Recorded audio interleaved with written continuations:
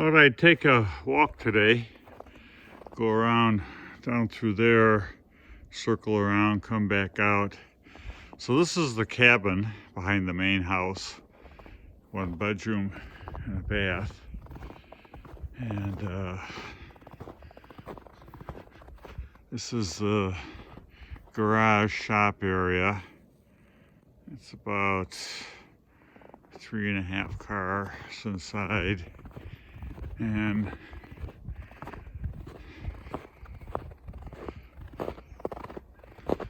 this is across the street.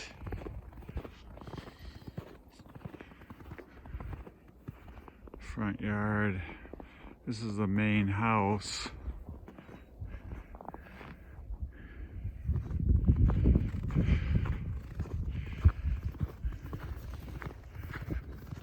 So we'll walk back here.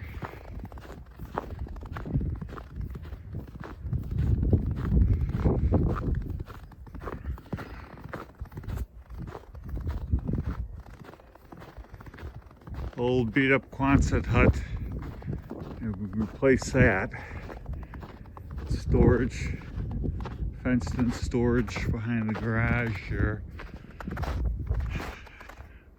So we got 17 acres, 10 are on the other side of the fence here and goes all the way down past the tree line about another 300 yards, and then down all the way to the tall edge of trees, pines in the back, and then all the way across and over to the tall pines, the dense, dark, tall pines that you can see through these first row of pines.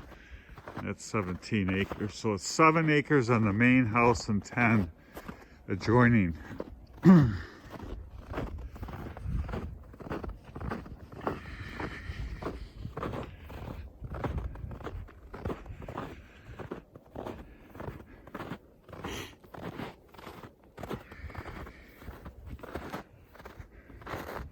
Had a fresh inch of snow last night.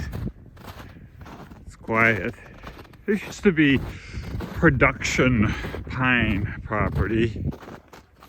And my friend, Burton Holly, who lived in Wheeling at the time in the mid-70s, he worked for Wilkin Insulation and decided that he wanted to be a big burly mountain man, and he came out here, and that was Bert. That was his type. Full big beard, hair down to the top of his shoulders, hairy guy, tall, probably 6'2", and he's just a really gruff guy. And he and Holly came out here and they raised 2 kids. We lost track of them, except for maybe a half a dozen visits over 20 years. Bert was so gruff in those days and drinking and vulgar that we didn't feel we could, raise our family. We were okay as friends, but it wasn't a good environment for raising a family, and we lost track of each other. And then 20 years later, I sent him a Christmas card, and he emailed me back and said, yeah, in 2 weeks I'm going to go see my mom and your dad. Well, they were both dead, so I knew that wasn't good news. I called them back. No answer. Left the message. It took me about a month to finally get hold of him. And, he wouldn't at first allow me to come and see him. He had the cirrhosis of the liver, drinking and all, but he did finally let me come up. And he said the doctor says I got 2 weeks to live, and so I'm staying at the local hotel, visiting with him, and he's in bad shape. He has no money, no food. He's almost out of propane, so I ordered him some gas, filled up his tank, which I have to say his dad did pay me back. It was pretty nice of Will to do that.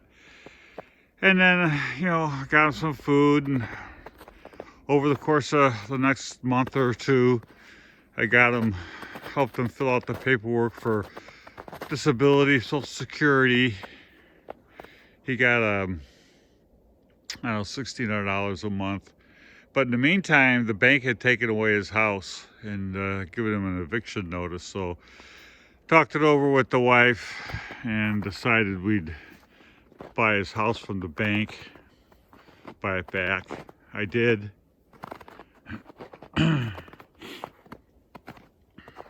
Bert was able to stay then, and he paid rent. I was his landlord, and that all worked out fine.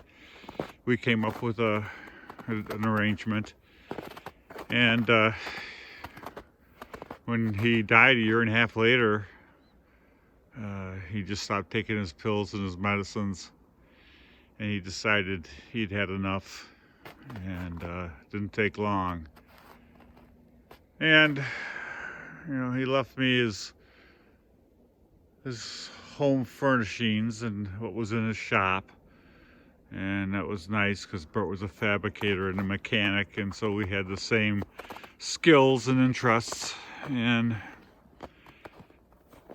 that was kind of how I came to own this place, and decided not to sell it, and really kind of became a steward of Bert's life and legacy and keeping this place alive. And it doesn't mean much to a lot of people, but it means a lot to my family, my kids and me.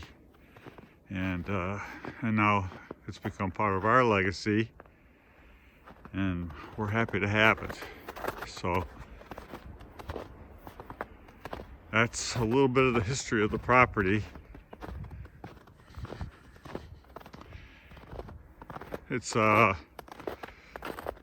January 24th, 2021.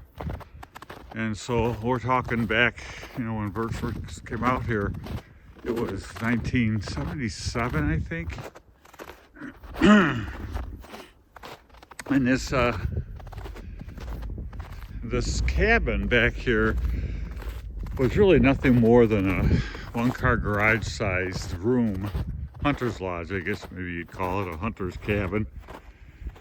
And let's go this way. And then Bert added on the garage, kind of half insulated or half remodeled the inside before he got sick. I planted all those pines there,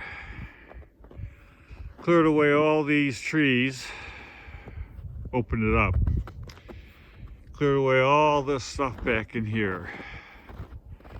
Let's walk over here. That was all dense, old chopped down production forest property. I built a fire pit.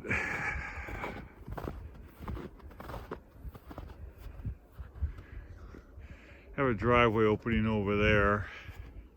I was going to build a house right there, but we decided to spend the money on some other things at the time.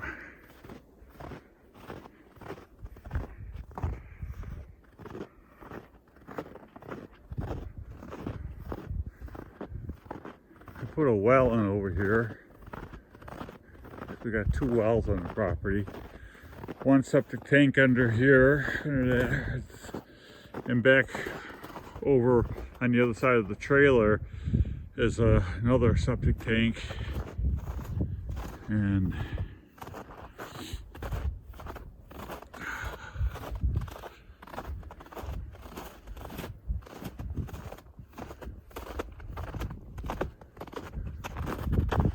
the well for this house is actually on the front corner where the steps go up onto the little porch. It's right, actually that's where that's dug. So that's it. It's about time to shut it down and do some drywall. I'll talk to you guys later.